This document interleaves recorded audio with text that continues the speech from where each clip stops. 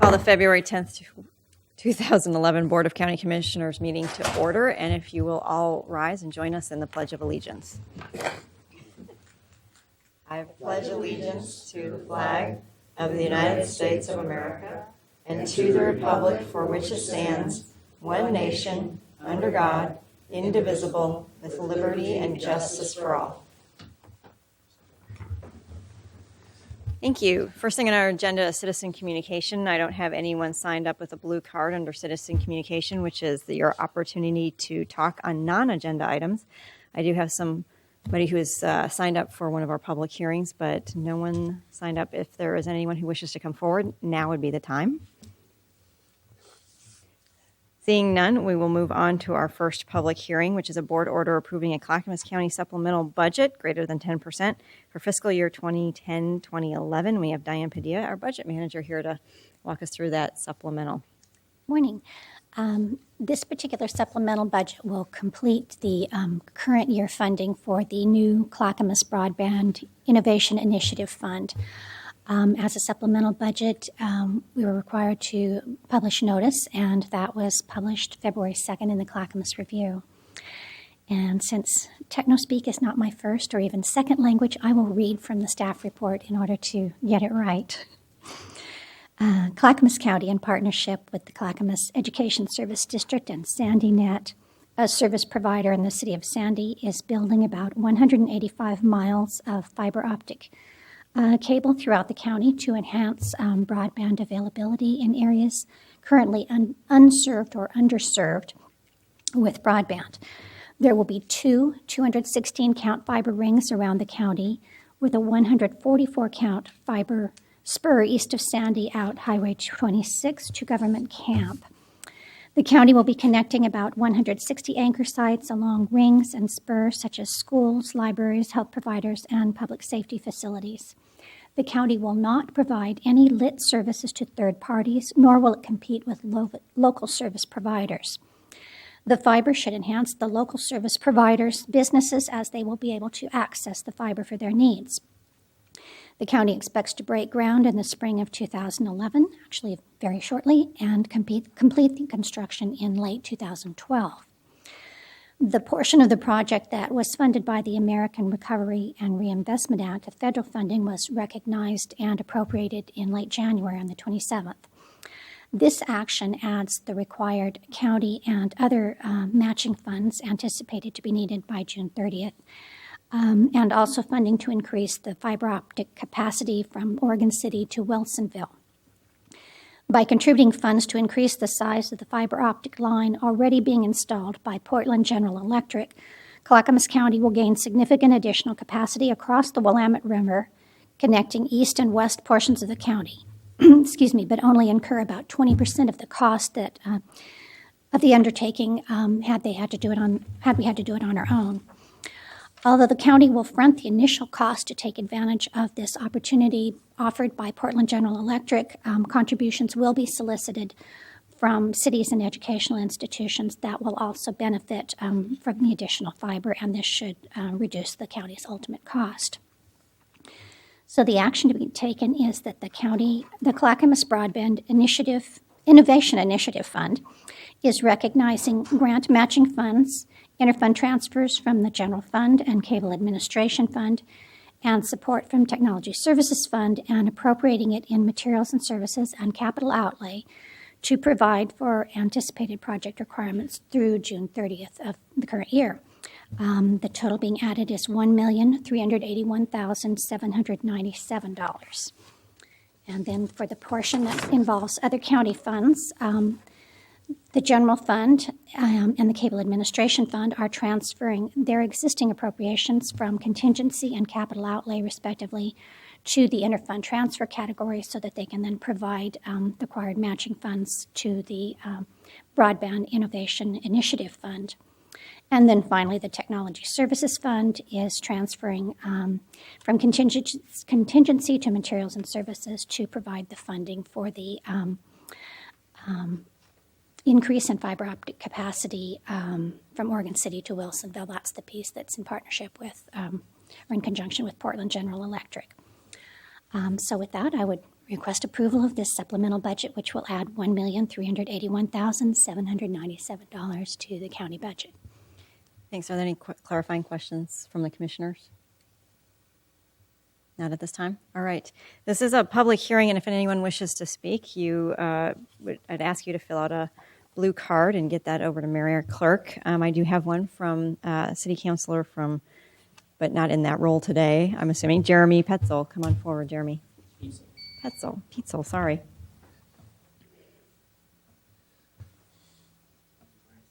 Yeah. Yes. We've got 3 minutes on the clock, and we'll need your name for the record. Okay, my name is Jeremy Petzold, reside at P.O. Box 1839, Sandy, Oregon. I just wanted to offer my support for this. As you're very well aware of my history with the fiber around Clackamas County and the support for the fiber for not only the schools but the residents and the communities, institutions around there is something that is very needed. And so I just want to offer my support, especially in this time when a lot of schools are closing or potentially closing some of their buildings because of the budget crisis and laying teachers off and shortening the school year. They're looking at all ways to be able to save, and this will help dramatically save them money year after year for well into the future. If there's any questions of me, please ask. Yeah, Commissioner Leininger. Well, I want to thank Mr. Petzold not only for his really gracious response to the constant mispronunciation of his name, I get it all the time, but also for your leadership in this project, because my recollection is that in your role as a Sandy City Councilor, you helped your community secure the first installment of federal BTOP money. Was it $700,000? $750,000 loan grant. Huge initial investment in this vision for Clackamas County, and you've gone on to be an incredibly important member of the team together with Dave DeVore and Dave Cummings and other great people in tech services to form a community-wide coalition to get a big $7.8 million grant countywide. But your leadership at the very beginning is probably what emboldened us to keep going and know that we could do it. And I also, as another parent of kids in public school, I love that you're drawing attention to the fact that a huge benefit of this project is going to be that it cuts the operating costs for public entities that are going to have greatly reduced cost access to internet and information transfer as a result of the project. And every dollar that we don't spend on operating costs that we can trim is more money that can be spent on teachers and kids in school. And so that's a great outcome. Thanks. Yeah. Any other questions? Jeremy, I'd also like to acknowledge your efforts on this, and thank you. And I just echo what Commissioner Leininger stated.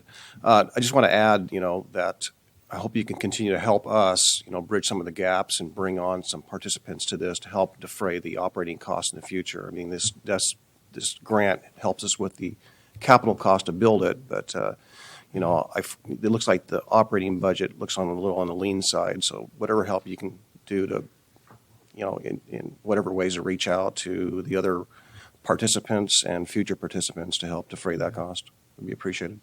And I see with the vision of it that it will just expand after it's been put in place because it is such a great asset to Clackamas County. Great. Thank you. Thanks for coming in today. If there's anyone who wishes to speak, now would be the time on this agenda item. Not seeing anyone coming forward, we'll close the public hearing and I will ask for a motion.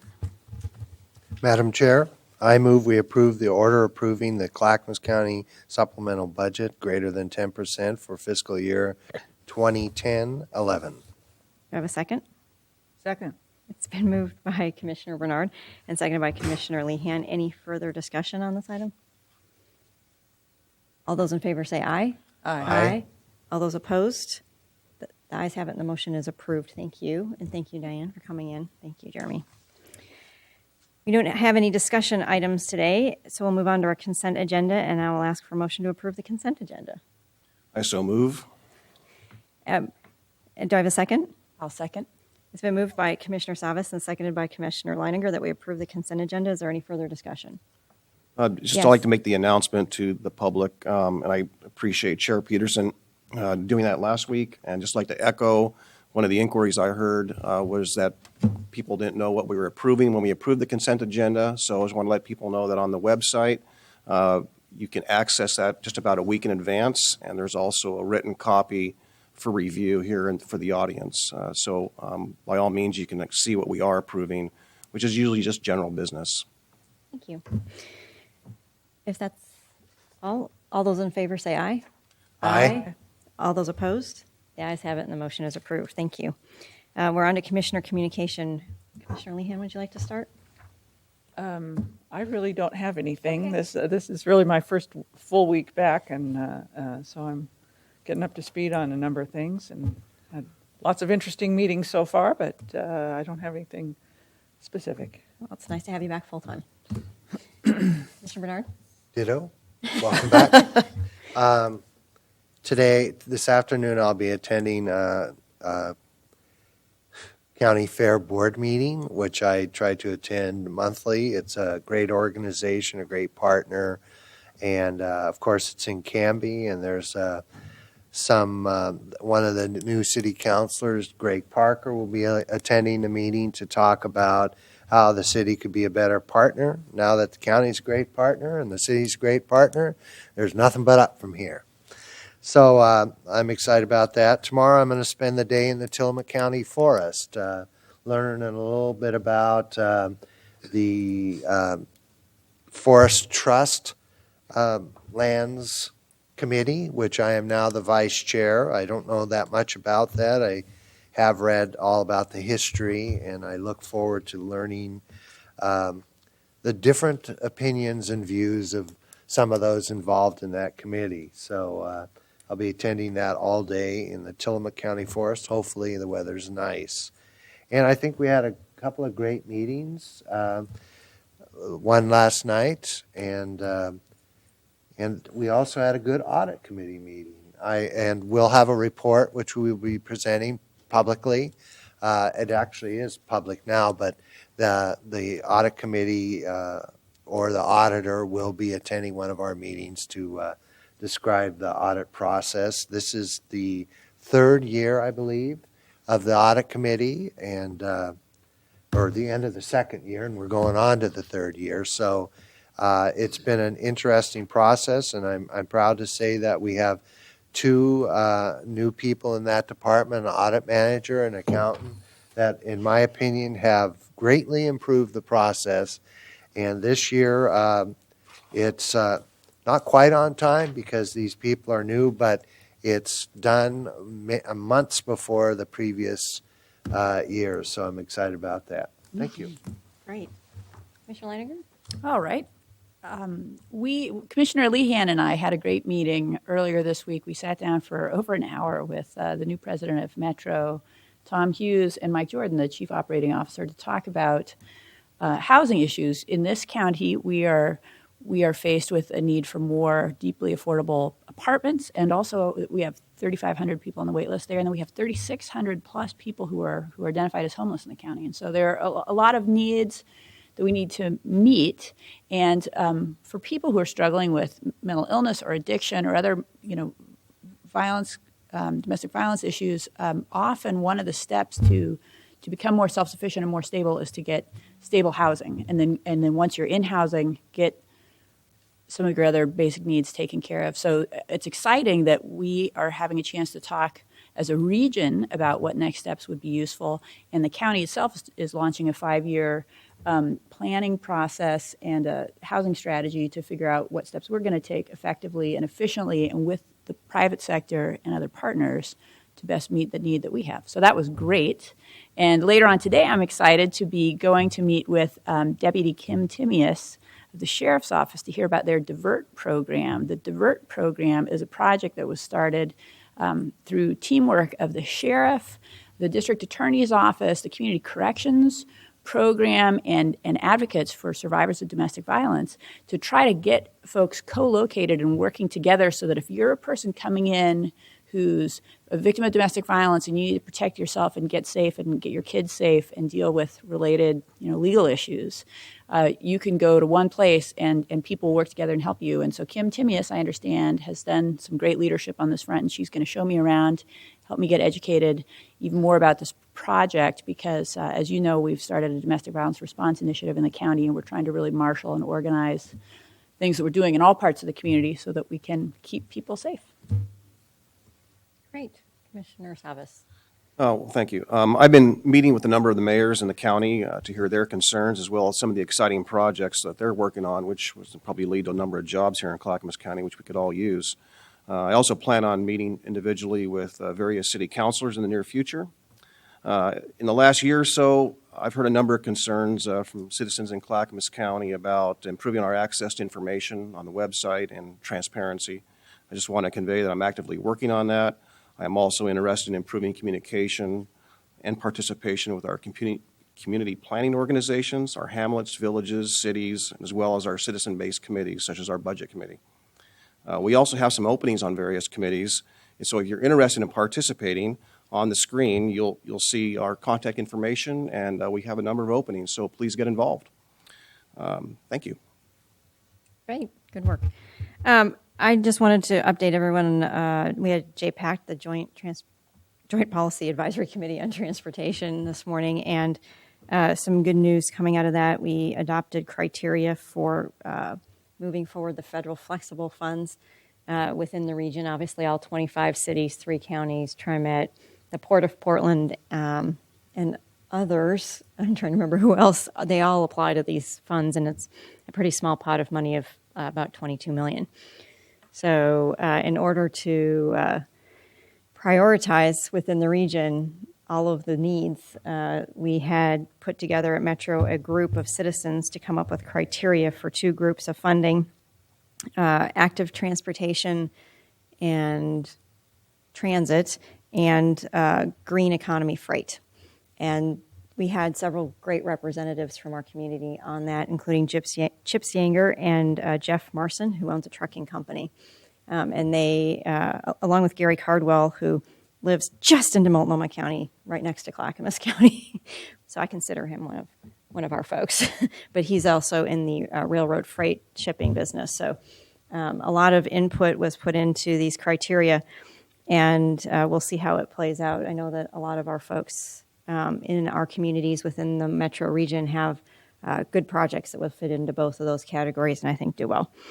The good news was that TriMet was ranked in the U.S., they ranked the #1 transit agency in the United States by U.S. News World Report when they looked at ridership, community investment, and safety. And while there is always work to be done on all 3 of those, it's nice to know that we're doing better than Denver, Minneapolis, even Washington, D.C., and New York City were not ranked as high because of their not decrease in ridership, because obviously they have very high ridership, but because of their issues around safety and the investment that they're not putting into their system to keep it well maintained at this point because of the recession. But, it's nice to not only have the number one airport in the United States, but also have the number one transit system. And then just yesterday, since I was down in Salem, I stopped by and had some really great conversations with some of our legislators about Sunrise and where the Sunrise is at and moving that forward. So a lot of interest, and I think we'll probably be putting together a tour because a lot of these folks are new. And the Clackamas industrial area is big. And usually if you just drive by on 212, 224, getting an idea of the concept of the interconnectedness of those areas and where the land uses are, and just how Camp Withicum and the growth in Camp Withicum is going to be affecting the commute patterns in that area. We'll be able to pull them together and give them a good tour, I think, in the next couple of weeks. And several of them also said that they wanted to come in and have a conversation with us during these meetings under citizen comment. So I think that's a real plus. So I think that's all I had. Commissioner Leahy. Yes, I just wanted to add one brief announcement that I recall here, and that is that this Saturday, the 12th,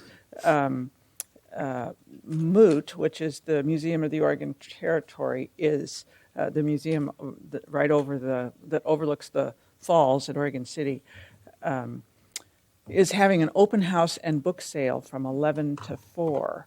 And this is a great opportunity. The museum has been closed for much of the winter, been on very limited hours, but this is an opportunity to visit and see the fabulous views from that building. But also the book sale is an opportunity for anyone who has an interest in genealogy or history, particularly around Oregon history. They will have a lot of things that are hard to find elsewhere. And I've heard it should be a great book sale and fundraiser for the museum. So if you're around between 11 and 4, Oregon City, this Saturday. Very good. If there's no further business before the commission, then we are adjourned. Thank you.